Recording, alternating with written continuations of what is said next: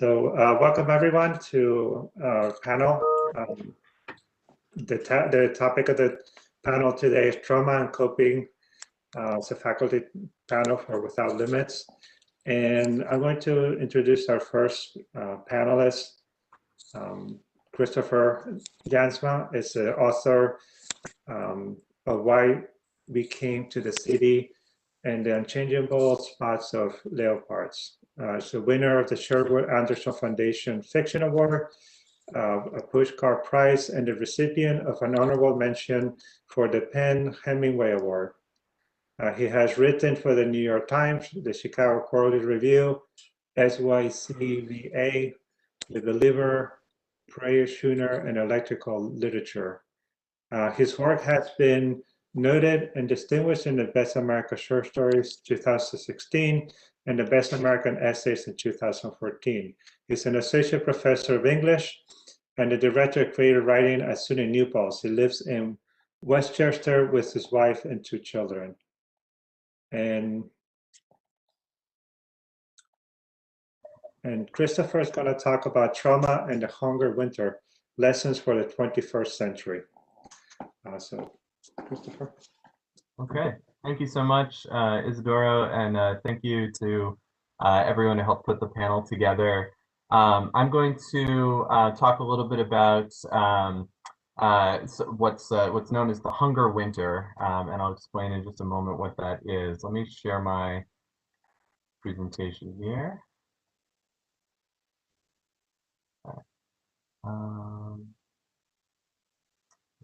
I have to remember how to start this in. Yeah, let's see.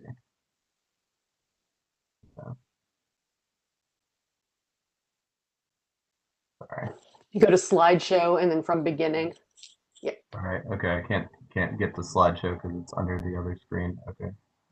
Hold on. Yeah. I'll get it. 1 second.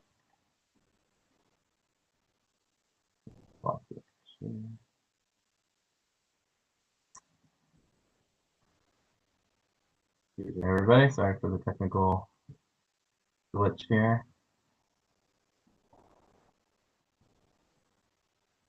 Okay.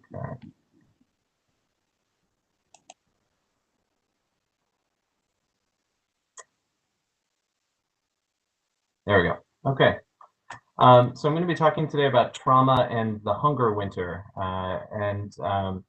My presentation is sort of based around my experiences as a novelist and a short story writer, and thinking about the ways that since the global COVID pandemic began about a year ago, I've been noticing a lot more often how I've been using different kinds of narrative techniques to help myself understand what at times seemed, very nearly inexplicable, and for all of us. So I have a video here that's not loading, but anyway, you guys are familiar enough, I think, with the images. Mass deaths, sudden, scary unemployment spikes, scarcity of food and supplies, learning to wear masks, living in lockdown, becoming accustomed to working and learning remotely, and then being, sort of socially distanced from one another and isolated, cut off from our friends and our loved ones. We've all had to adapt very quickly to a completely new way of life. And this has all been happening amidst protests against police brutality and racism, a pivotal and even deadly national election, summer firestorms in California, winter snowstorms in Texas, all around the country and all across the globe. People are dealing with whole new levels of stress and anxiety and trauma right now. And we like to say that we're facing, quote unquote, unprecedented times. In many ways, that is true. But what I found this year was by speaking once a week to my 83-year-old grandmother. This is my grandmother. This is Oma. She is my father's mother. She was born in Holland in 1937. And she survived the end of World War II in Holland at the age of 8. And what I've started to kind of piece together through our conversations is that in many ways, these times are not quite as unprecedented as we have all been thinking. They may be unprecedented for many of us, but there are precedents in our history and in stories we're getting from passed down to us. As I said before, I'm a fiction writer. Part of the reason that I write is that I've found it to be a way for myself to mold the chaos and uncertainty of the real world into something that I'm able to manage or at least understand, perhaps even find value in or patterns of meaning in, and sometimes even humor in. Whether it's on the page or over Zoom or just in our own internal tellings of our lives, human beings use narratives to comprehend the incomprehensible, daily and minute, as well as sweeping and global. It can be a healing process both for ourselves and for others. Knowing the challenges that have been overcome in the past can help gird us for the challenges we're facing now. So as I said before, early in the pandemic, I began a series of weekly phone calls with my grandmother, Mika. She lives about 2 hours south of me in a central New Jersey retirement community. And she lives alone there. I'm physically closest to her in our family, my brother and his wife. This is our family photo, the last group picture I could find. My brother and his wife live in Texas. My parents have actually been stranded on a boat in the Caribbean since the pandemic began, which is quite a story, but I'll have to wait for maybe the next panel to get into. So it sort of came to me to keep calling and checking in on Oma. Every Friday, I would call her after I put my kids to bed and check in and make sure she was doing all right. And she would ask how my family and I were doing. And I would always, sort of reticently admit my wife and I were pretty stressed out. She had just started a new job and was worried that with this sort of sudden, scary economic downturn that she was going to be laid off. She worked in publishing, which is never really a very stable industry in the first place. And now, suddenly she was worried with bookstores closing and things like that, she was, first in and might be first out. It didn't turn out to be that way, thankfully, but we were very worried. And then I was learning how to teach remotely, of course, as all of us were. Our two children, this is Joshua and Lila, 7 and 3 at the time the pandemic started. They were home from school indefinitely. Suddenly, we're trying to figure out how to juggle jobs, parenting, homeschool, supervision, buying groceries, sourcing Clorox wipes, toilet paper, hand sanitizer, and on and on. And every day was just feeling more and more stressful than the last. And of course, kind of in the background around us, we're watching the news and seeing things about ICUs filling up and ambulances going by our house at all hours with sirens blaring. And somehow, I remember in those early weeks that I wasn't really all that concerned for whatever reason that I was going to get COVID. We were staying indoors and we were being safe, and but my biggest concerns on a daily basis was just my kids and how they were handling the stress and reacting to my stress and my wife's stress. We weren't always able to be the best parents in the world with everything going on. And so, I kept sort of dwelling on this idea that they were going to come out of this whole experience sort of deeply scarred somehow. My 7-year-old son was acting out. He was tired of being stuck inside all the time. This was his face one morning here doing first grade on the iPad. He was missing all his friends. He would wake up 2 or 3 times a night in a panic and need one of us to climb in bed with him to calm him down. My 3-year-old daughter, Lila, had regressed back to using diapers, was having hourly temper tantrums. And at one point she told my wife and I that she didn't go to school anymore because all of her friends don't like her. And we did not know how to explain to her what was going on and why she couldn't see her grandparents and all the other many things that she was suddenly kind of dealing with. I'm going to skip these 2 videos just in the interest of time, but this was an assignment my son had to do for school about his emotions, and his emotions that he was feeling were mad, sad, and done. And he made a little video about that. This is my daughter Lila talking about how much she misses her grandparents. We found some comfort in adapting our usual traditions. We did Zoom Passover with our in-laws. We started doing Zoom movie nights with our friends. This is pretty early in the pandemic. I believe we're watching Tiger King here on Netflix together. My friend Jill up here in the left-hand corner under the little sign that says "You are here."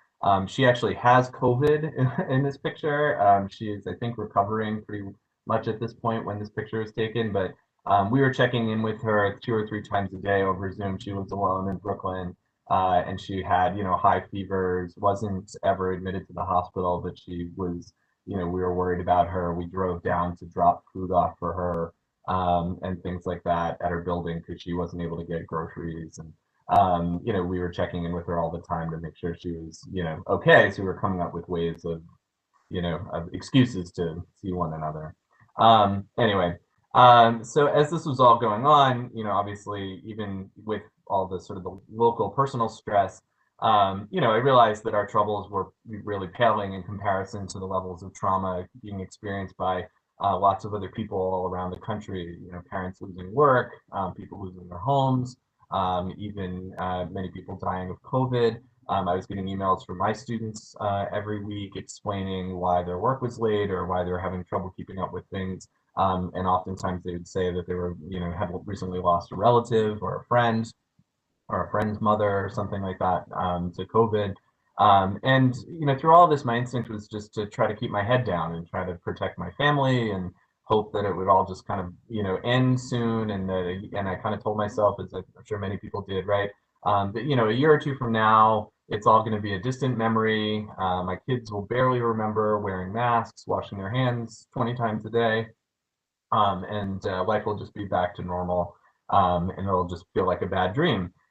So one day I was on the phone with my grandmother, with Oma, and I brought this up, and she sort of warned me. She said, based on her experiences, I should really expect that, not only will my children remember, particularly my older son, but that there would be, some lasting effects that we should really be looking out for. And when I asked her what she meant by that, she started to kind of tell me a little bit more about her own story. I'd known broadly that between the ages of 4 and 8 years old, my grandmother had lived in Holland during World War II, and the country was occupied by the Nazis. What I knew about all this growing up mostly came from reading the diary of Anne Frank at school, visiting the Anne Frank Museum on family trips to Amsterdam. When I was a little boy, nobody told me that age that my own great-grandfather had been hiding from Nazis in an attic just like Frank's family, just a few hours away in The Hague. And so just a little bit of background here. Because I think the kind of the history of Holland's role in the war is not often covered. Netherlands had pledged neutrality at the start of the war, but by May of 1940, the Germans had bombed the city of Rotterdam, and large parts of the city had burned down in the resulting firestorm. There's a picture of Rotterdam here in the upper right. It killed about 1,000 people, destroyed many homes and businesses. And the Dutch shortly thereafter surrendered because they were worried about the same thing happening in Utrecht over here. And the country fell under occupation.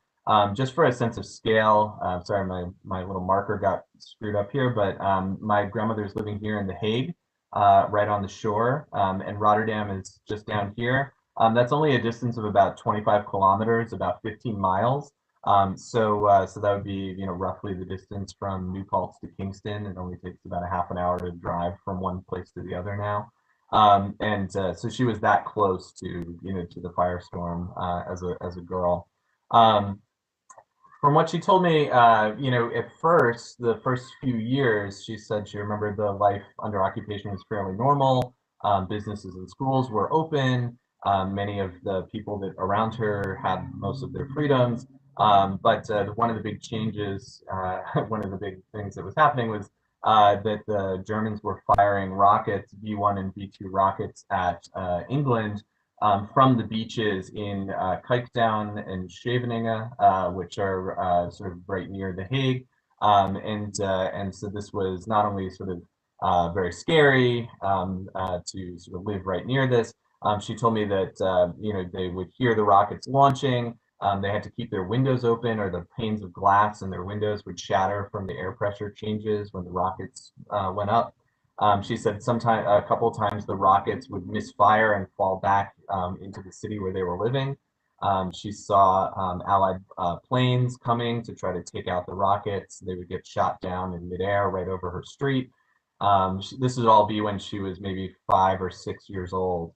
She described seeing soldiers parachuting out of fallen planes and seeing bodies of soldiers and burning wreckage in the dunes near her house. Eventually, my grandmother and her brother Rob, her younger brother Rob, were sent to live in a town called Worden, which I have sort of highlighted here on the map, in the eastern countryside with a host family that's actually closer to the border, but they thought it would be safer there. But eventually they had to return to The Hague again as the war went on and German restrictions increased. Steadily, the Germans began deporting more and more Dutch Jews to concentration camps. They'd eventually murder 70% of the Dutch Jewish population. It was far higher, according to historians at the Anne Frank House, a far higher percentage of Dutch Jews were killed than even in places like Belgium or France nearby. Meanwhile, any Dutch man older than 16 was being pressured to join the Waffen SS.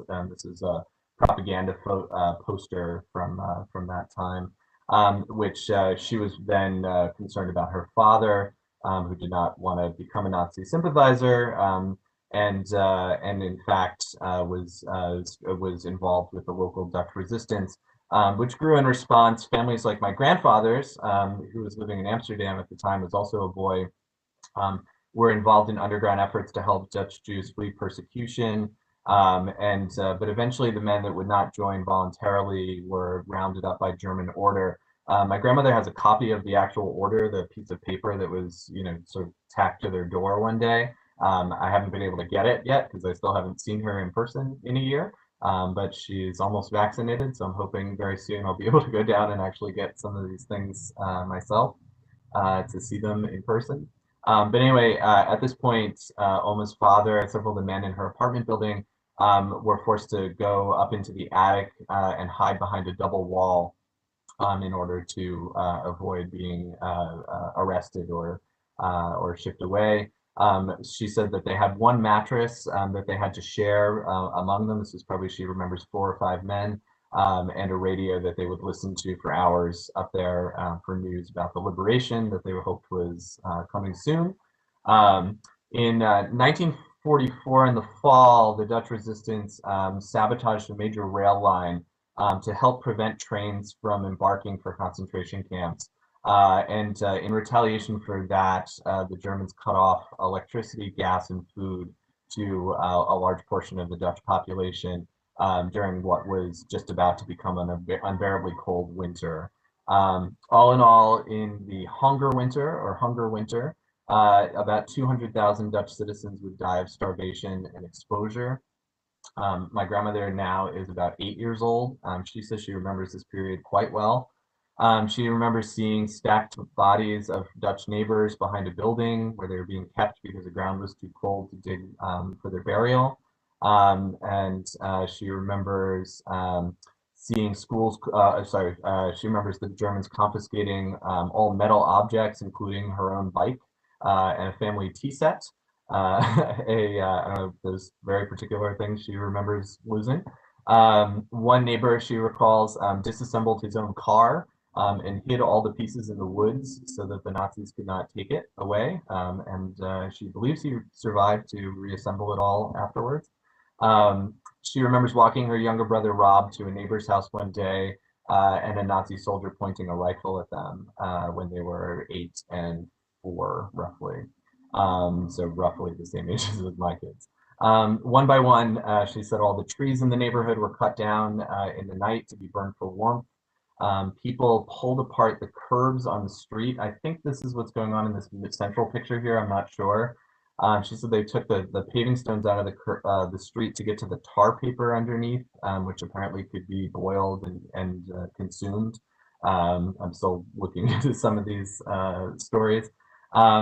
I've since read a lot more about this, though. She said that according to one article I was reading, the rations that they had been allowed before the hunger winter were already a meager 700 calories a day per person, and then they were lowered to about 350 calories a day after the hunger winter began.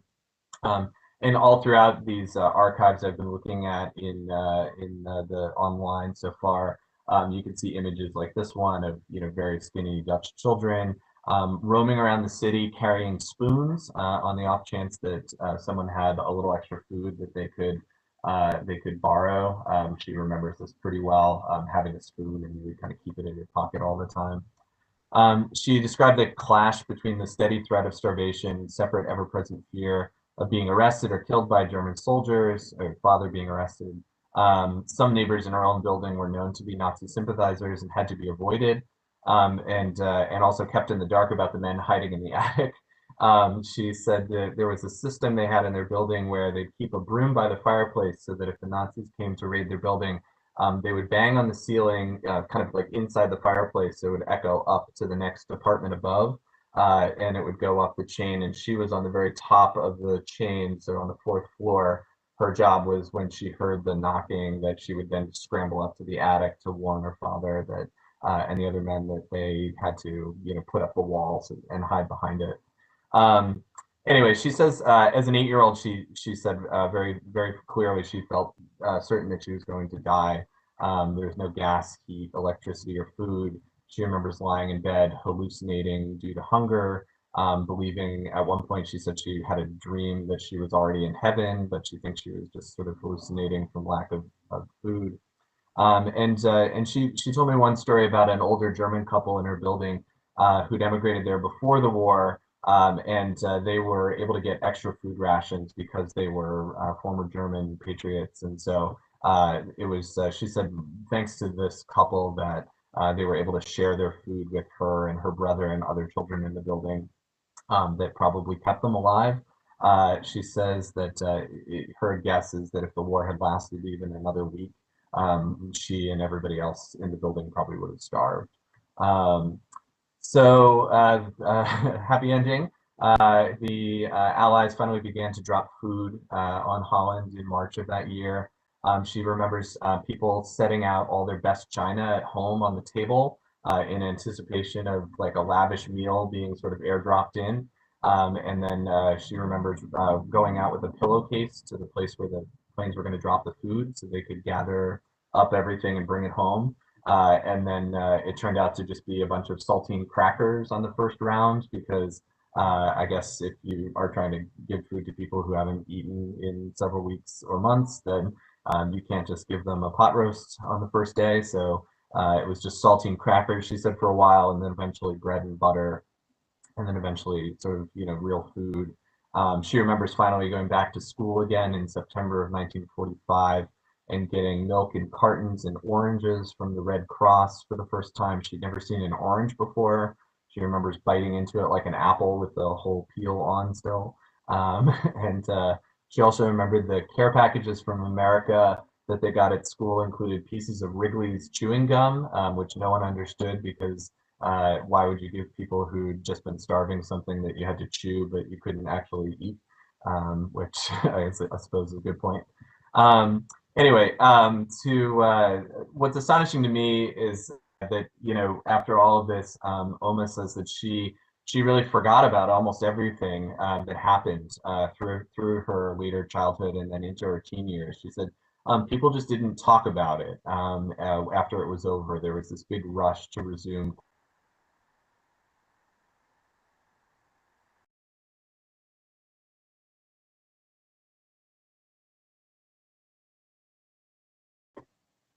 Can everybody hear me okay? Sorry, it looks like my signal is cutting out. Okay. But as we know, we can't simply will these things away. Trauma finds its way to resurface emotionally and physically. She said that the first real sign of any lasting impact from the hunger winter was in her teens. One day she just physically couldn't get herself out of bed, and she went to a doctor, and they found that she was severely anemic. and she had to go. She said 3 days a week for the rest of that year to receive iron shots to help her sort of recover. And by that time, she was eating, regular meals, and she was, surprised.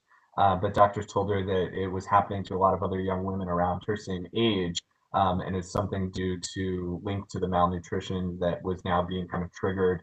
The previous malnutrition now being kind of triggered by hormones during puberty. Um, she remembers also sort of emotional, post-traumatic stress.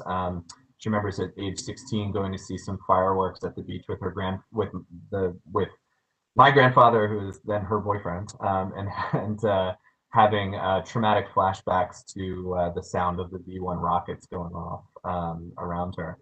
She gets emotional about it even now. One night as we were talking on the phone, she saw a story on CNN saying that Germany was taking overflow COVID patients from Holland. And she got very choked up by that news.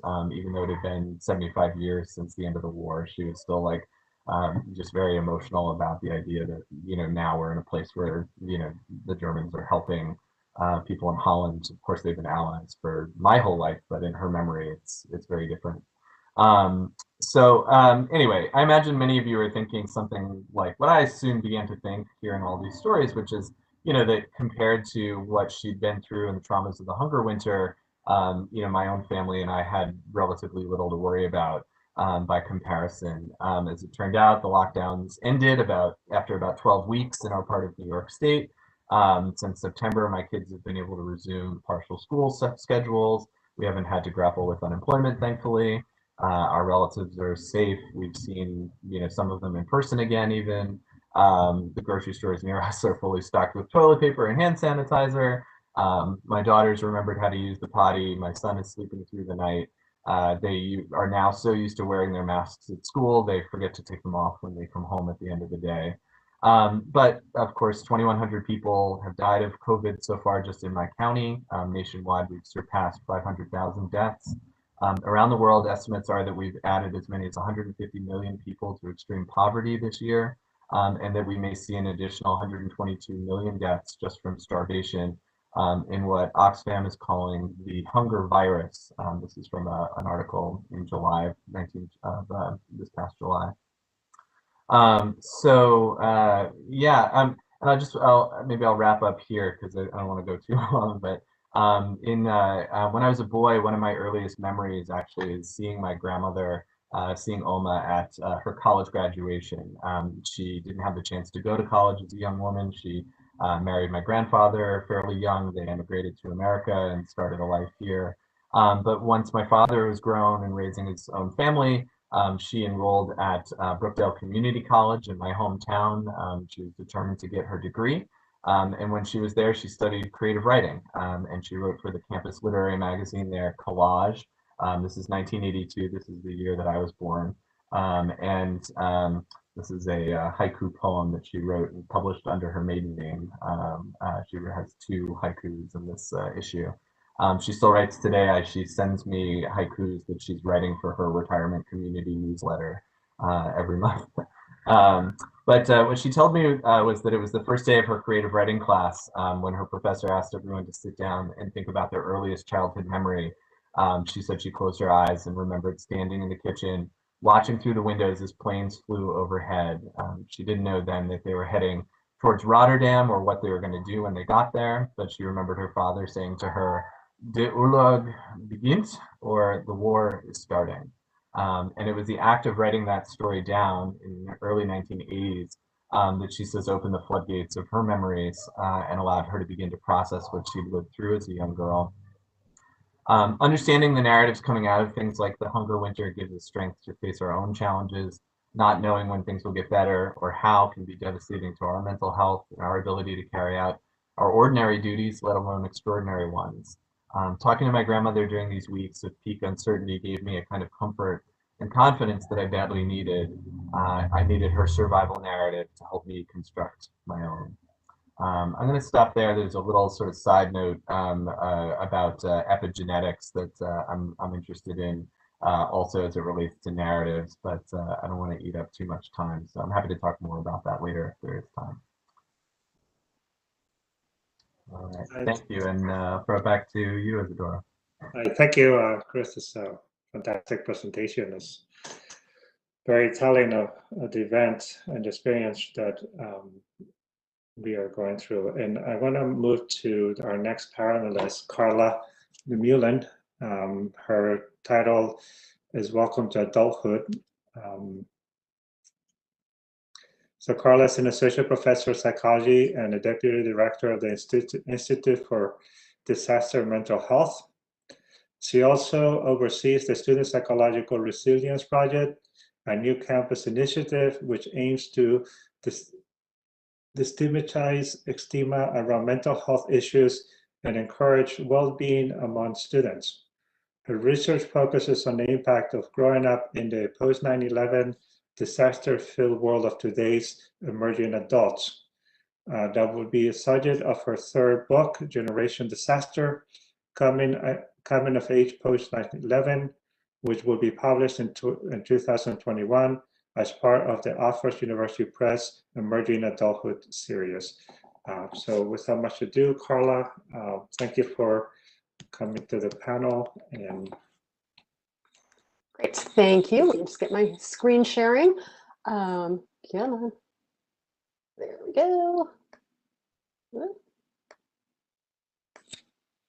Okay, I'm assuming everyone can see that. So thank you for that introduction, Isidoro. As he said, yeah, basically I have this kind of dual role at New Paltz where I work with the Institute for Disaster Mental Health, which a lot of our focus is more kind of external, doing trainings for disaster responders. So you can imagine we've been very busy since the pandemic began. We've trained so many different professional groups, including librarians and judges and home healthcare aides and everyone, because there's just so much recognition of the mental health impact of this pandemic. And I will say, if there's sort of any positive of that of the whole thing, it's maybe that this will lead to more destigmatization and more recognition that we absolutely need to pay attention to people's mental health. But my own personal research focus is more drawing on my background as an applied developmental psychologist. So since I started teaching and really started, I don't know, bonding and coming to truly respect the challenges that our students are typically living through, I became really interested in this developmental stage of emerging adulthood. So that is basically considered age 18 to 29. It's a fairly newly recognized stage of life. As sort of lifespans have gotten longer, it's become more traditional for people to extend their time in school before beginning their careers, all sorts of other phenomena included in that. But now, there's sort of this acknowledgement that you don't just turn 18 and become an adult. There's this kind of transitional period of emerging adulthood. And that is really, really complicated. It was really complicated to begin with. So this book that I've been working on for the last several years is really, the kind of premise of it is that emerging adults today are so often vilified as being overly sensitive or entitled or the fragile snowflake kind of thing. And I think that's really comes down to an utter failure of older adults to understand the world that this generation has grown up in. So this generation started doing lockdown drills in kindergarten, literally because of school shootings. That has always been part of their consciousness. Certainly just, natural disasters, all of the changes to society post 9/11, and then all the background stuff of climate change and all of the racial disparities and financial disparities and the pressure of student loans for those who have decided to make that investment in going to college, with which they've spent their lives being told is definitely going to pay off. And now they're recognizing for some people, maybe it's not, because of just that burden of having to confront the loan debt that they've been dealing with. And then of course you have social media, so you can't get away from this at any point. It's so present for them all the time. The political polarization, the influencers on, that impact on self-esteem, all of this stuff. Their lives were already really, really complicated, and now they're dealing with the impact of the pandemic as well. So what I'm going to talk about for the next few slides is sort of the pre-pandemic issues and pressures that they were already looking at, combination of external research and then some of my own research for the book. I will say, 1 year ago, I had finished everything but the conclusion chapter of the book, and then the pandemic hit, and it's like, okay, this is sort of based on current events. And so I sort of put my book on hold along with everything else to kind of see how am I going to incorporate this. So that was stressful on top of everything else. But anyway, I revived it over the summer. It's now in production and it'll be out probably in August. But some of the research that I was looking at for that was, again, this is pre-pandemic, just, you know, to understand the stressors on this population in general. So I'm sure it's no surprise to any of us that there have been very high rates recognized of mental illness. And in some cases that may be that those levels might have been similar in the past, but it was not okay to seek help, you know, because of those issues of stigma or lack of access to care. I think that's maybe something John will be touching on, that's John Raskin, the next presenter. But you can see these really, I won't go through every one of them, you can read them, but really, really high rates pre-pandemic of serious mental illness, depression, and certainly then misuse of alcohol and either misuse of prescription drugs or use of illegal drugs. The opioid pandemic, you know, that's kind of this generation's issue as well. Also issues around anxiety. And even if that is not kind of clinical level, you know, diagnosable anxiety, still, even if that's only stress, you know, I thought this was a really revealing survey.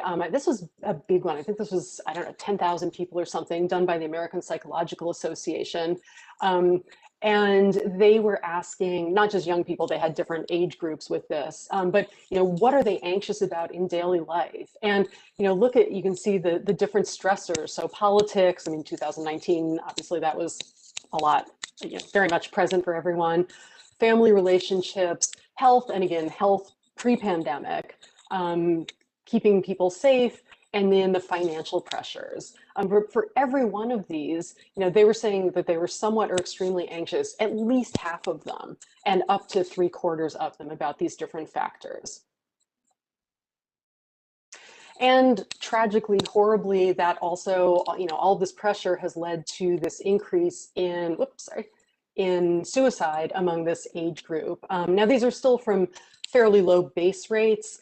So even though the increase in percentages is horrific, especially for women, 93% between 1999 and 2017, we're still looking at fairly low numbers, but I think we can all agree any suicide is one too many suicides among this population.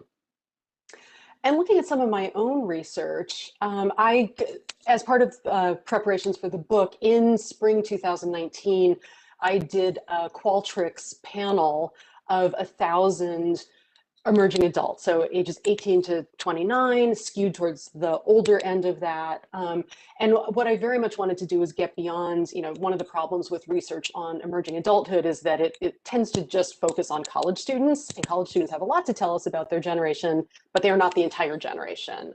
So I very actively had them recruit a lot, you know, basically oversampling of non-college, including people who had not only were currently in college and had graduated, but for whom high school was their highest level of education. And it was also racially balanced and evenly split by gender. So in this 1,000-person sample, I asked them a whole lot of questions, but among them, one of the things I looked at was how concerned are they about disasters, about these kind of external threats. And you can see again here, we have pretty high rates. You know, looking at natural disasters, 22% not at all concerned. Looking at human-caused disasters, only, you know, less than 20% not concerned, and especially high rates of concern about climate change. And I think that just makes sense. I mean, this is the generation that is genuinely going to have to be dealing with the consequences that the older groups among us have passed on to them through our behaviors, and that we don't necessarily have to worry about having such you know, direct effects throughout our lifetimes. So those were some of the disaster threat perceptions. I know, running through these quickly, but I want to get to the actual student comments. I also asked them a bunch of questions about their perceptions about just the world being safe and fair and just. And I think these are pretty dismal. You know, 43% disagree that the world is generally safe. Close to 50% disagree that the world is generally fair. and more even distribution, that people usually get what they deserve. But that's pretty upsetting to think about young people who are kind of at the beginning of adulthood having these really pretty dire perceptions about what they can expect from the world. And they've learned that from experience. This is not just them being overly sensitive. This is based on everything that they've grown up with their entire lives. So how is the pandemic going to feed into this? I think we can probably agree, not in great ways overall. And it's too soon to tell for sure. As Chris was just saying, it's going to take decades for us really to, or extrapolating from what Chris was saying, decades for us to really understand the lasting effects of this. But I think there's some stuff we can agree we're already seeing for sure among our students, among the young people we know and love and work with, or maybe those of you who have children in this developmental stage. But certainly those who are already grappling with mental health issues, a lot of them, it's a lot worse. And that's just because, everything we know, the disruption of routine, the inability to get the social support that we absolutely know is the most important thing for many young people, the most important source of comfort, the uncertainty, all of these issues. I think the first 2 points really apply to any age. The lost experiences. I mean, how many of us have talked to students last year who were graduating who didn't get their commencement ceremony? Is that the same as losing a loved one or becoming ill yourself and having lasting physical symptoms because of that? No, but if you've spent your entire life feeling like you're working up to graduation as that milestone, you can't replace that. And so figuring out how to just mourn those and then validate. And I think this is one of the things that's really complicated within the pandemic is everyone has had some kind of loss. Everyone has had some kind of stressors and missed experiences and difficulties. We recognize there's this huge spectrum in those. And so those of us who've maybe, not had it so bad feel really bad about complaining about things that can kind of seem small. But we have to sort of give people a way to validate that and recognize that those losses are genuine losses and that they have the right to be sad about them. And then, just this perception that things aren't going to go back to normal again, the normal that they expected. And for someone who is just kind of working up to those adult milestones, establishing a career, thinking about starting a family, buying a house, to think that that's going to happen in this changed world, that's really stressful at any age, but I think particularly for the emerging adults. So I wanted to really get to some of the writings really that I've collected from our own students. And a lot of this comes from students in my senior seminars, both last spring during, who I was teaching during the shutdown, and in this semester when we're all now in, the third semester basically of dealing with these conditions. So this is the capstone that I've been teaching on the psychology of emerging adulthood in today's world. So very much, on the topic of the book. But I've asked them explicitly to talk about their experiences. And I'm going to kind of interweave one sort of longer passage from a student who was in my class last semester. And she wrote this basically in the last week of the semester when she was finishing her senior year from her parents' house and not going to have the commencement ceremony. So she's very actually prescient about some of the lasting effects. I'm going to kind of intersperse that with some more recent, now that we are almost a year into it, reports from students. So I don't know, I think I'm just going to read this. I know reading and listening at the same time are not the best, so you can either shut your eyes if you'd rather hear it, or you can tune me out and read it for yourself. But so what she wrote back last May: the world that we knew before is forever changed. Society will be ever changed because of the pandemic. I think people will have PTSD after being in quarantine or until there's a vaccine for the virus. I believe people may be too afraid to go out to eat when we are told that the public world is open again, too anxious to open doors for others since we will be less than 6 feet apart from each other and won't be able to give a stranger a smile because their face will be covered with a mask. I think she's dead on in a lot of these predictions. And then just looking at, some of these factors that are really specific to emerging adulthood. a lot of what I've heard from students is their concerns about the economy and their ability to get jobs as they are, finishing college and moving into their careers. So this was from a current student. I believe a great concern that my generation has is the setup for failure that's established by a capitalist society. We're expected to do so much with so little. It's even difficult to survive with most entry-level jobs, and we're discouraged to pursue any career path that does not guarantee successful, meaning comfortable pay. The pandemic fortified this struggle by an extreme amount. People have lost their jobs, quit their jobs because of difficulties relating to the pandemic, and have lost opportunities that would have helped with their financial needs.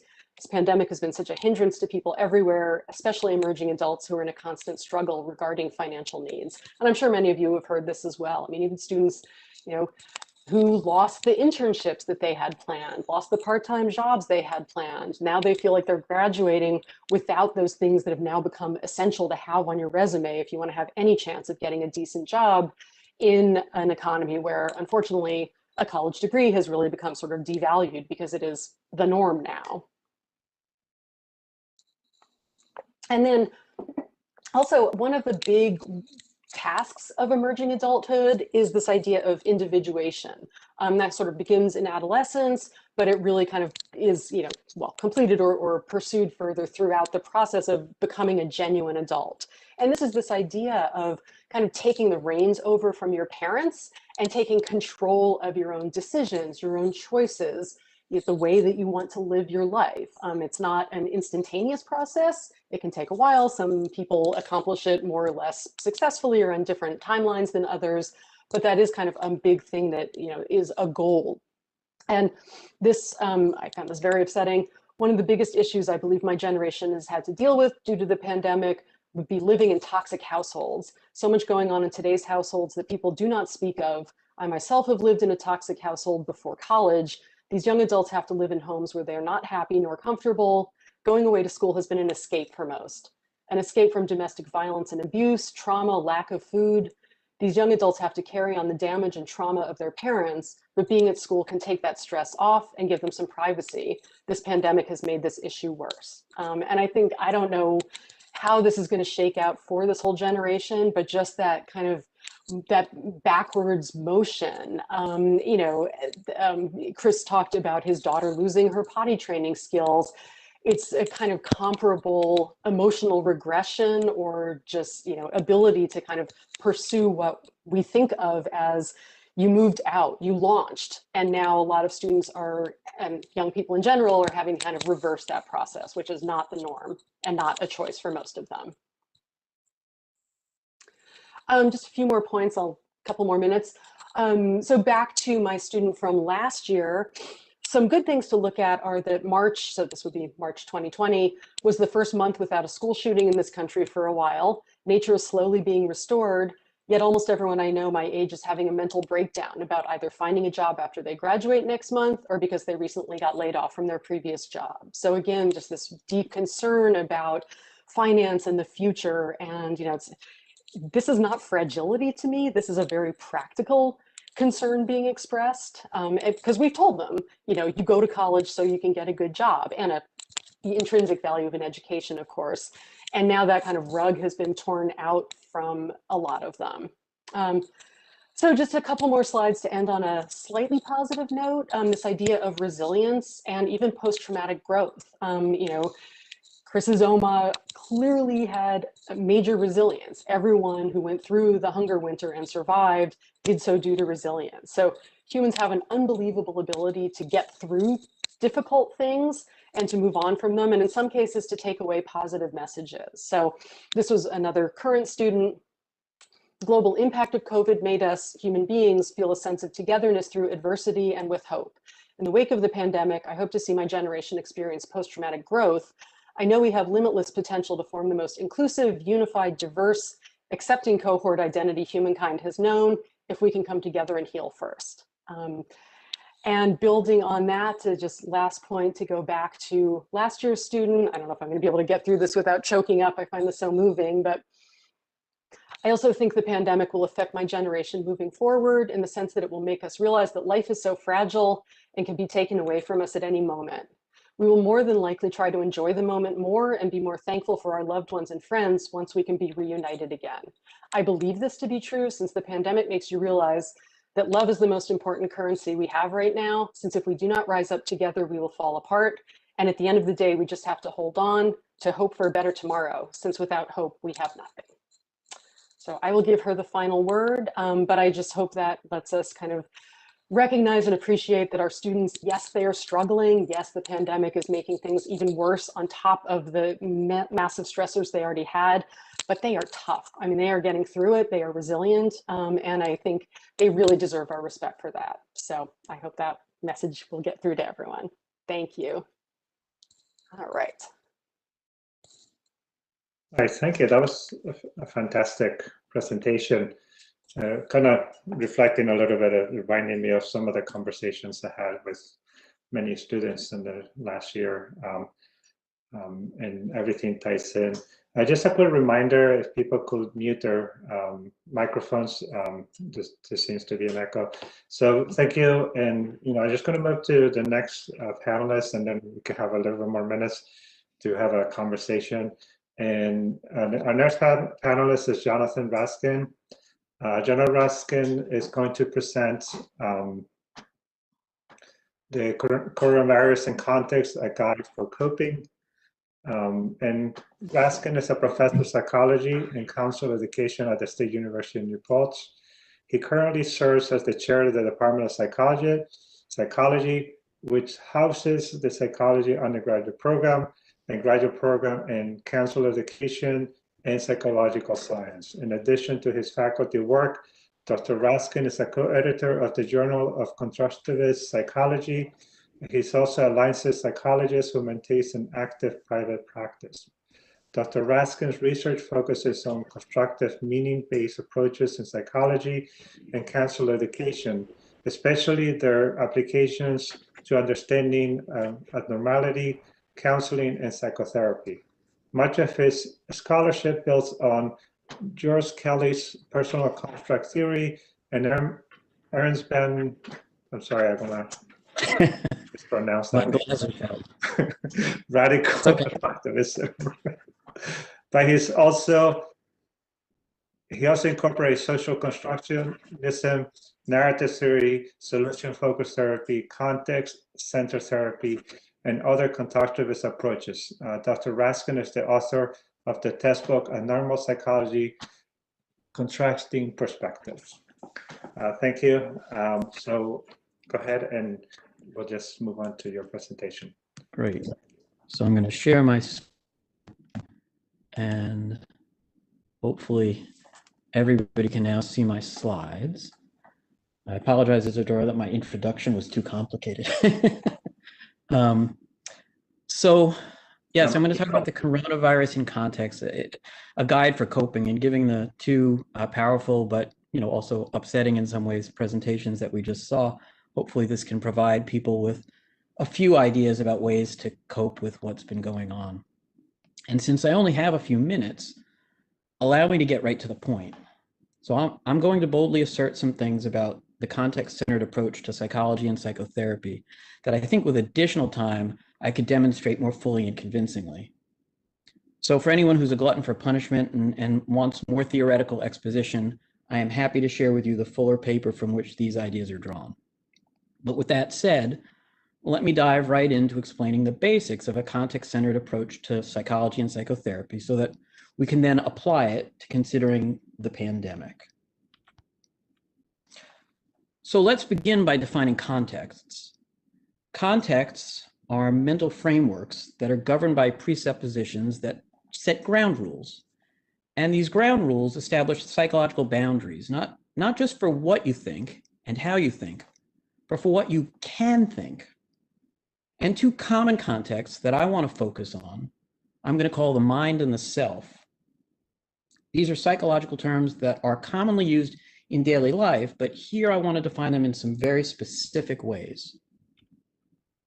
The mind as a context frames everything in terms of safety and winning. It's everything defensive and self-protective about a person. In a nutshell, the mind is always looking out for number one. It cares nothing about happiness and satisfaction. Instead, it's focused exclusively on your protection and your survival. So the mind sees the world in terms of potential threat. It makes others wrong, it blames, it judges, and it operates in general from a self-protective stance. By contrast, when we operate from the context of self, we switch our focus from individual survival to connection and to relationship. The self understands that we're all in this together. It seeks human connectedness and interrelatedness. The self is non-possessive, unselfish, open, generous, accepting, and loving. And although we'd all prefer to operate entirely from the context of self, when we're under threat, we all have the capacity to shift into a mind-based defensiveness. And that's just part of being human. To operate effectively in times of real trouble, like the pandemic, it really helps to recognize and acknowledge the mind's perspective rather than trying to deny it or go around it. Only then, I think, can we fully add the input of the self. So while the mind is all about blame and avoidance, the self adds the essential elements of responsibility and community. So let's briefly consider some examples of mind-self contrasts and then relate them to the pandemic. The first mind-self contrast I'd like to introduce is something called blame versus true responsibility. So when your mind sounds the alarm, it indulges in one of its classic maneuvers. It declares itself right and others wrong. That's why it's no surprise that throughout the coronavirus crisis, we've witnessed a great deal of blaming. Right? Initially, President Trump blamed all the governors, and some of the governors returned the favor. Currently, we see lots of blame and recrimination over distribution of the vaccine. Of course, in instances like our mishandling of the virus response or our difficulties getting people the vaccine, there is a reality basis for the mind's accusations. After all, it's always easier for the mind to argue from truths or partial truths than outright fantasies. However, over the long haul, getting stuck in cycles of blame and recrimination does very little to advance the cause. So when you make someone wrong, you only motivate them to make you return. Now, the alternative to the blame game is what context-centered therapists label true responsibility. The self-based acknowledgement of the core role each of us plays in creating our experiential reality. Now, this isn't to be confused with times when people use the word responsibility as a synonym for blame, such as when someone hurls an accusatory, "You're responsible for this," at us. True responsibility isn't about being right or wrong, and it can never be foisted on us from outside. True responsibility is the simple acknowledgement that you are who you are and that you create your own unique experience of the universe. This form of responsibility is non-judgmental, and it doesn't imply that you should change or that things should be different. Importantly, drawing attention to true responsibility isn't the same as saying that people are responsible for their circumstances.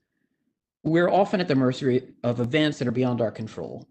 So true responsibility, which is an aspect of the self, shouldn't be confused with blaming, an activity of the mind. For example, people of color who've been disproportionately affected by the coronavirus pandemic aren't truly responsible for their plight, to suggest as much as to unfairly engage in mind-driven blaming. True responsibility instead refers to our responsibility for how we experience circumstances, not us being responsible for the circumstances themselves. Low-wage supermarket workers compelled to place their safety at risk out of economic necessity may be victimized by an oppressive state of affairs, but how they contextually make sense of themselves and their experience is something no set of circumstances can take from them.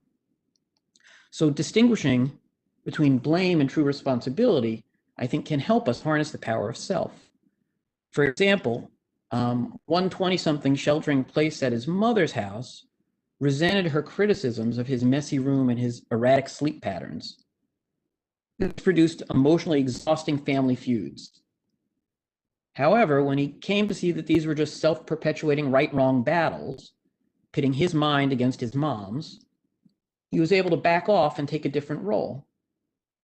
Recognizing how much his unanticipated return home had upset the family routine, he promised to be a better house guest. And this lessened the tension enough for his mother to acknowledge that her son, who had lived on his own for several years, was now used to being treated as an independent adult. rather than a child.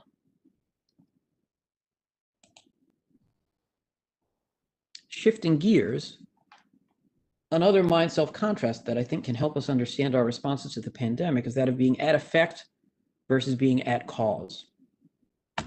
In the mind's quest to avoid blame, it often portrays itself as the victim of overpowering circumstances, what context-centered therapists call being at effect. Problems and mistakes are attributed to bad luck, the perniciousness of others, or events beyond our control. Of course, we all sometimes experience ourselves as being at effect in connection with factors we don't like and didn't anticipate. For instance, a snowstorm, there have been a lot of those lately, that leads to canceling a favorite outing, or the loss of a job because of corporate mismanagement. The coronavirus is a particularly powerful at effect event. Just about everyone feels victimized by it in some way. The danger is that when we consistently view ourselves as victims, our sense of self is diminished. We wallow in self-pity and fault-finding rather than engage in more creative problem-solving. The self's alternative to being at effect is being at cause. I'll share a personal example here. My daughter, Ari, is an actress. And when the coronavirus situation struck, she had just made her off-Broadway debut. And as a result, her show was closed. So would she deal with this situation by being at effect, cursing her miserable karma? Or could she shift to being at cause, actively taking care of herself and preparing for the next steps in her career? Like most of us, she did a bit of both. First, she experienced a period of mourning for what had been lost, not just in terms of her own career, but in terms of the suffering of other cast members, the producers, the stagehands, and so on. Then she shifted into a more active recovery mode, staying in touch with friends and cast members via the internet, watching and rewatching some of her favorite theater performances, movies, and TV programs, in particular, and oddly enough, old reruns of The Love Boat. That's a whole other conversation.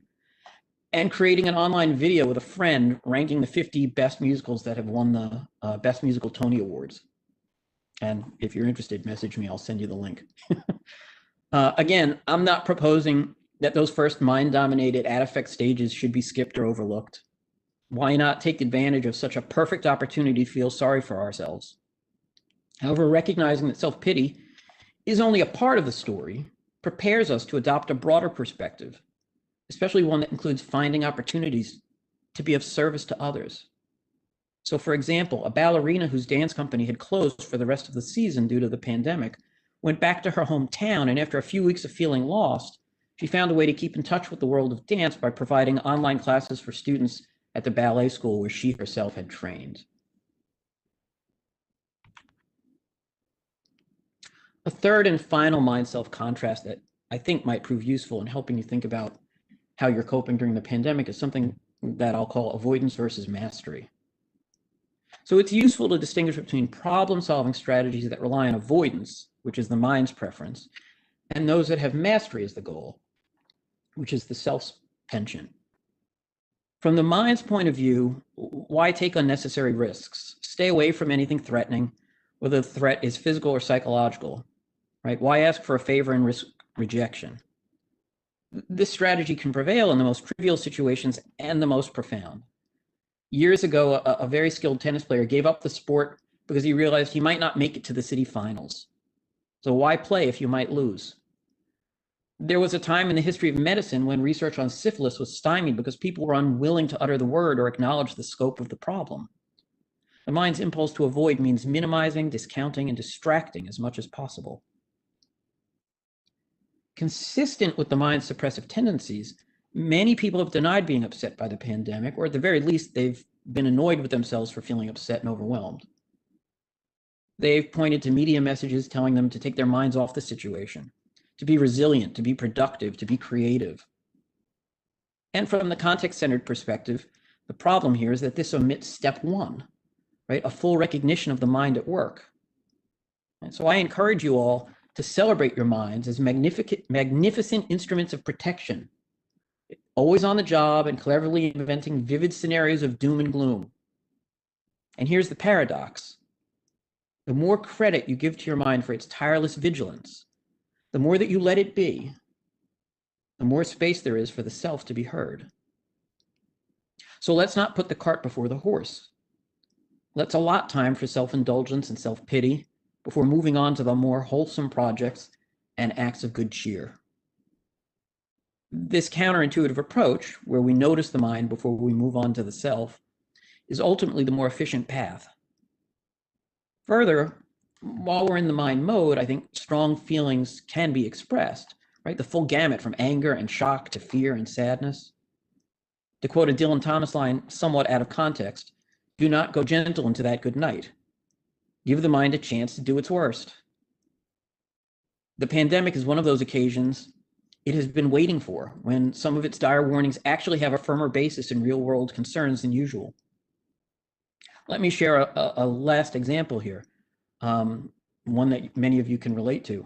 A college professor found herself feeling a range of powerful emotions after her university moved classes online and sent faculty and students home for the rest of the semester. She was flooded with a mix of grief and rage, which she branded excessive and not normal. A colleague of mine reassured her that this was indeed normal and was not only to be expected, but applauded. All systems were a go. Everything was working just fine. My colleague encouraged her to spend a few hours without allowing any hopeful or optimistic thoughts to spoil her pity party. And the next time he spoke to her, a few days later, she laughed and admitted that she'd had trouble keeping more positive thoughts from making an appearance. So a few concluding thoughts. The media is filled with news coverage of how the coronavirus pandemic has brought out the best and worst in people. I agree, and I see this as reflecting our minds and selves in action. For every unscrupulous vendor engaged in price gouging, there were doctors and nurses making astonishing sacrifices to care for those who were ill.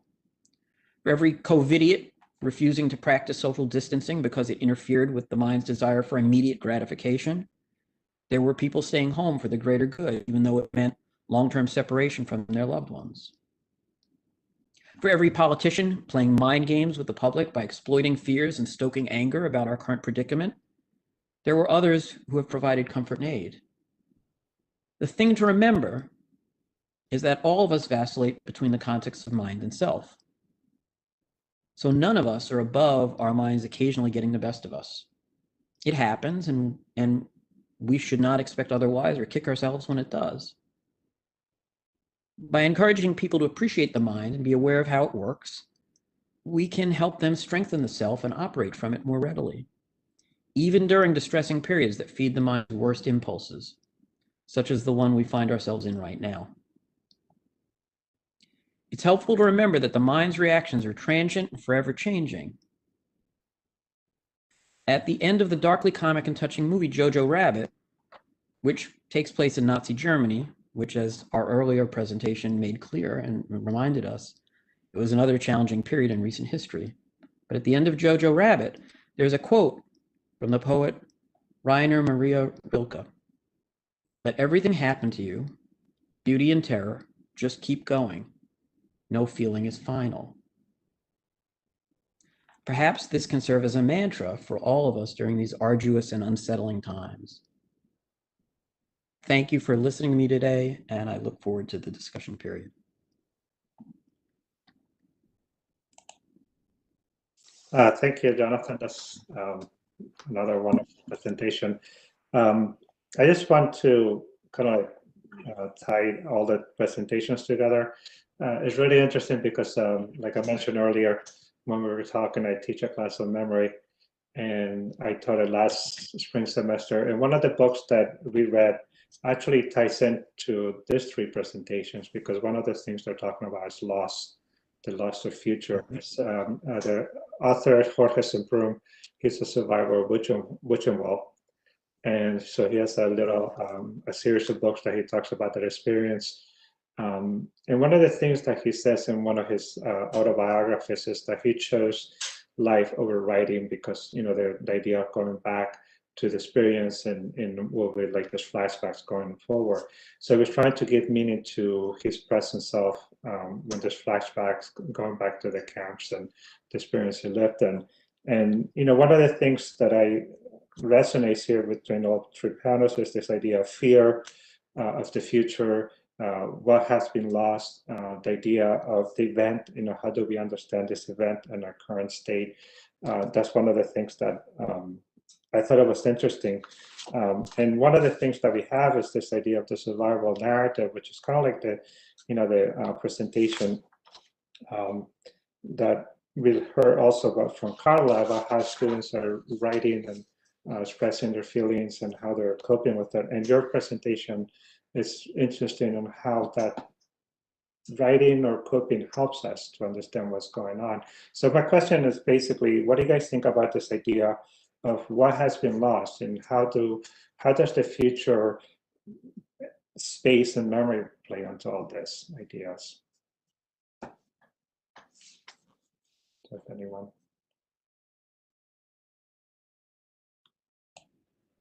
I mean, I think different things obviously have been lost for different people. And I think keeping with the idea of, making meaning out of this, right? People have to make meaning out of this experience, and the meanings that they create, will end up having an influence on how they end up experiencing things. And of course, that's often a difficult process. And so, I mean, all change is disruptive, right? Even good changes that we like are disruptive. Here's change that nobody wanted, that's disruptive. And I'm guessing that it violated for a lot of people their sense that somehow we lived in a time where bad things didn't happen in the same way they somehow did in the past. I got a little of that from Christopher's presentation, right? That this sort of sense of, the sort of things that my grandmother lived through somehow are fundamentally different. Like, we're past those sorts of times. That kind of thing doesn't happen anymore. And I think this has sort of awakened people to the fact that life is more fragile than perhaps we've somehow told ourselves. And again, that realization in and of itself, depending on how we make meaning out of it, I think can have repercussions for how we move forward and live our lives. Yeah, I thought a lot as Carla was speaking about, the impact that this is having on our students. And, one thought that occurred to me a lot is that, for me, I don't feel a sense of, a lost year having occurred. I've still been able to write. I've spent time with my family. There's certain people I haven't been able to see, trips I wasn't able to go on, things like that. But, I don't feel as if, possibilities, doors closed, things like that, right? Very often, in the same way that I would, I think, it was, it all happening to me when I was 18 or 20 years old, right? When all those doors are just opening. And I think that's, to some degree, that's why I've tended to focus, my my my feelings a little bit more on my children, because, for them, they're much younger, but they're, for instance, I realized the last time I had seen my parents was Christmas of 2019, and then as we came around to the sort of the anniversary, and it was going to be, Christmas of 2020, it was very sad to realize that it had been a full year since we'd seen them. And then but it was really much more upsetting, actually, when I realized as they started coming up on their birthdays again in February and April, because I realized they missed an entire year of their lives. They haven't seen my daughter since she was 2, and now she's 4, which is such a, I mean, I can't even remember when she was 2. And haven't seen my son since he was 6. And that feels like such a bigger loss to me in a way, because I can measure it, and their development happens on such a bigger scale over the course of that year. Whereas again, for me, the difference between being the age I was before it started and the age I will be when it's over doesn't seem like such a significant leap. I don't know. Yeah, I will just tack on to that. I've never felt as grateful to be middle-aged as I have throughout this. It's kind of the sweet spot for this particular ongoing disaster, because I do feel like there's time ahead of me to get back to some semblance of a new normal. I do feel like I haven't missed things, that where there is that kind of critical periods or that time sensitivity. So, let's hear it for middle age, but let's also be even more empathetic for the people, both at the younger and the older ends of the lifespan.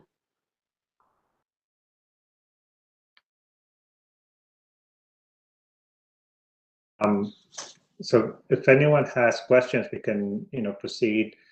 I don't see any right now, but I just find it interesting because one of the things that you guys talk about, and I'll just interject here while we're waiting for some questions, is the idea of, again, how do we react to the event and how do we plan for the future? Because every step that we do is with this idea of contemplating what's my next step.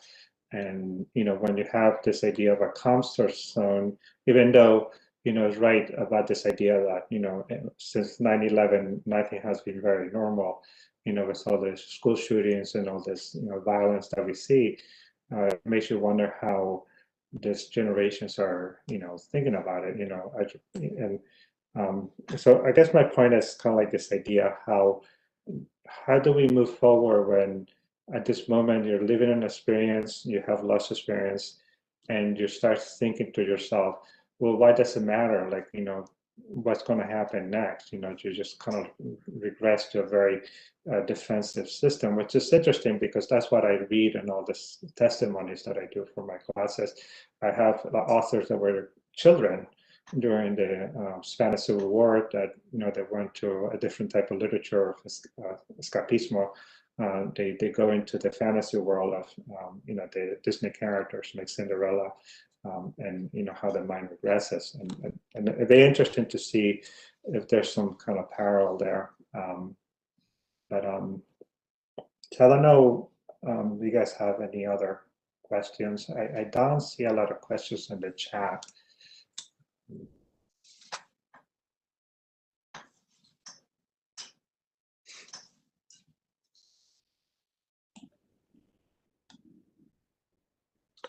Yeah, I mean, I'll just sort of respond to what you were saying, Isidoro, in terms of, so one, framing this and thinking about your experience in terms of mind and self, right? The mind wants to keep you safe and it wants to win or at least not lose, but it has no awareness or concern about whether you're happy, right? So sometimes when we're in that kind of defensive place, we're focused on those very narrow range of things. I got to keep myself safe. I've got to hoard as much toilet paper as I can because I might need that.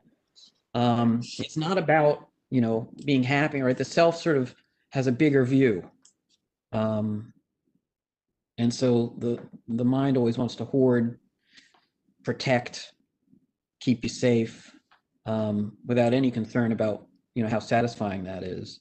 Right. And I know I can think of times during the year where I've sort of felt the need to be safe and at my, the expense of my own sort of happiness and satisfaction with things. On the other hand, the mind is also useful. Sometimes those things are important. So I think, yeah, helping people to recognize and balance those things can be particularly useful during these times. I mean, it's interesting to see because I teach in person on campus, and you have this idea of the constant reminder, social distancing, Yes. hand sanitizers, the mask, and you see how students are reacting to that too. They're just kind of, everything becomes kind of like a danger to them. Like you yourself are a danger to others. So that also has to be very resonating. That all of a sudden you have like an innocent visit to someone, let's say my mother that has Parkinson's, and then she becomes ill because of that visit, right? So that also has a kind of like a very serious effect. And I'd be curious, and Carla probably can speak to this much better than I can, but one of the things that seems to me generationally is very different, like from my kids. My kids are in their early 20s. versus when I was growing up, in a way, is almost like a perfect storm to make the pandemic even that much scarier, which is that it seemed like my generation of parents were more protective with our kids in a lot of ways. We shielded them from a lot of things. We structured their lives much more so. Whereas I was sent out, hey, go play in the street.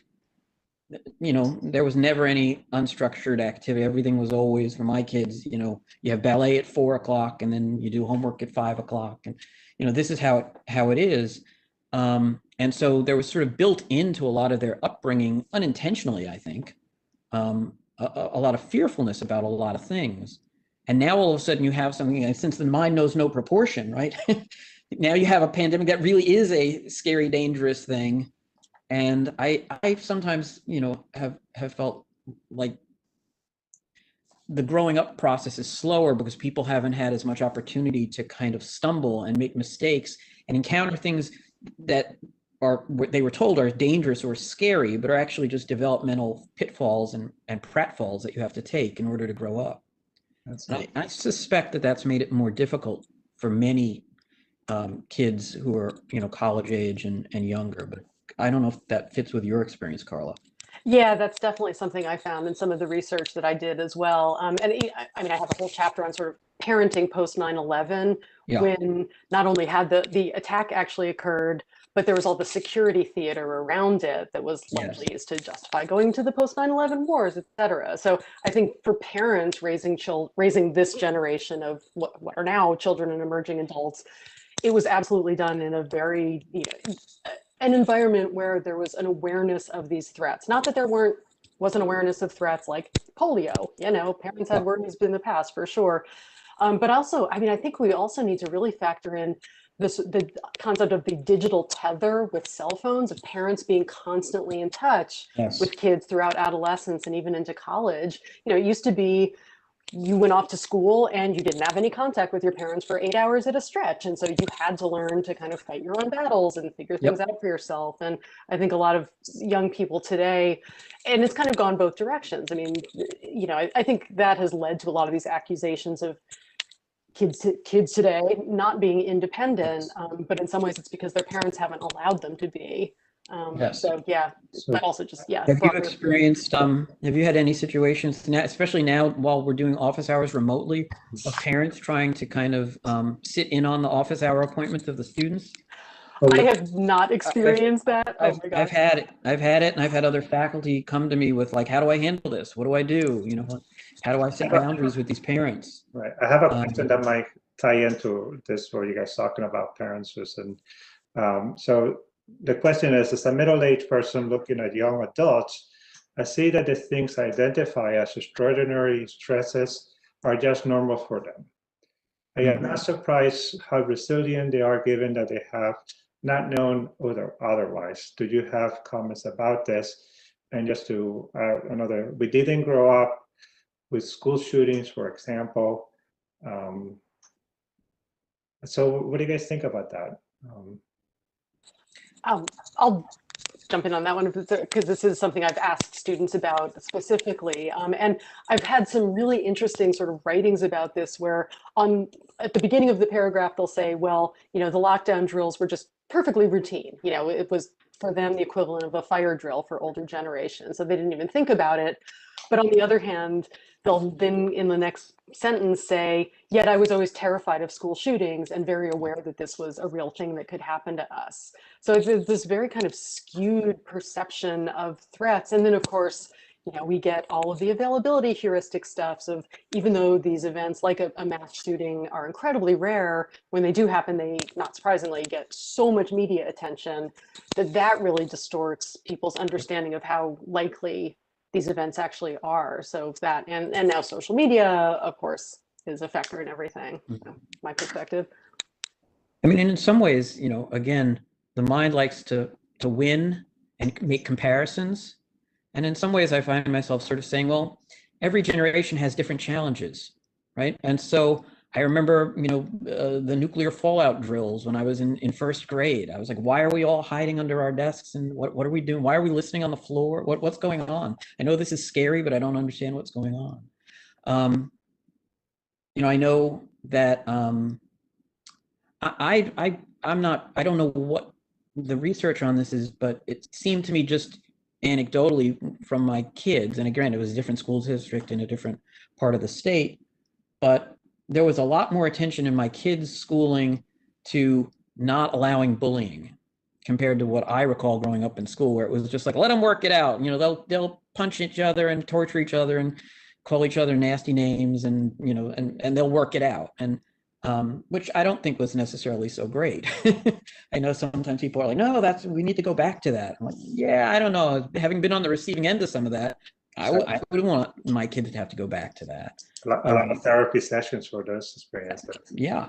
So And I have another question here. Just to, we look at Professor Hansman's grandmother as so resilient, but what happened to her was normal for her. I don't know.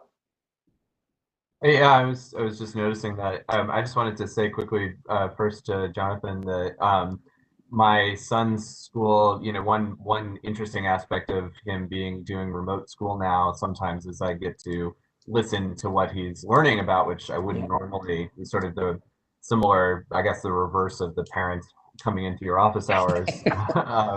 But I try very hard not to like hover around him unless he needs help. But they start off the school day with these like mood meters. I don't know if you've run into these, but they're like basically a graphical representation, and every kid has to go and point to where they feel they are on the mood meter. And I've been noticing this year that they've you know, sort of made that a big part of their dialogue and talking about how everybody's feeling and why and similar to the bullying, right? I can't remember anybody ever asking me that when I was growing up, you know, like, how are you feeling today? And where would you put your emotions on this chart? And, you know, I do wonder if it eventually leads to, you know, like a resilience of a sort, or at least, or that part I hope leads to a more, I don't know, being a little bit more in touch with their emotions, I suppose. But to get back to the other question about you know, my grandmother, and resilience. Yeah, it is interesting when I talk to her, because you know I can't help when I'm talking to her being sort of astounded by what she survived, and you know how to me it sounds so insane and so different from obviously what I would have known as an 8-year-old. And you know, she does have that exact sort of attitude about it, which was, you know, well, this is just what was happening and everybody did it. And you know, it was the only world I knew, and so everyone else was also dealing with all these problems. I didn't have a sense that, you know, there was any other way that you were supposed to be at 8. And I imagine that's going to be a, you know, similar thing for my own children, you know, when they get older, right? They will sort of be able to hopefully look back on this, you know, from a distance, and realize that they did get through something that was pretty extraordinary. But for right now, I don't think it seems like they are winning a battle every day. I think they just see it as a, oh yeah, I forgot to put my mask on. I have to sit. My son, they can only sit 2 together at a cafeteria table, so it's become a big part of his life about, you know, who he happens to be paired with to sit with at lunch. And you know, it's just all very normal now. Yeah. So I think we're getting to almost 6:30. I want to thank you all for accepting our invitation to be in the panel. I think it was very useful, and look forward to an email from me so I can invite you to my class next. Because this is actually very well, you know, your I think it's great what you guys have done, and all the research you guys are doing is very informative. So thank you. Thank you. Thank you. Thanks, everyone. And thanks, Despina, for organizing everything. Yeah, good night, everybody. Yeah, good night. Thanks for coming and listening. Yep. Take care.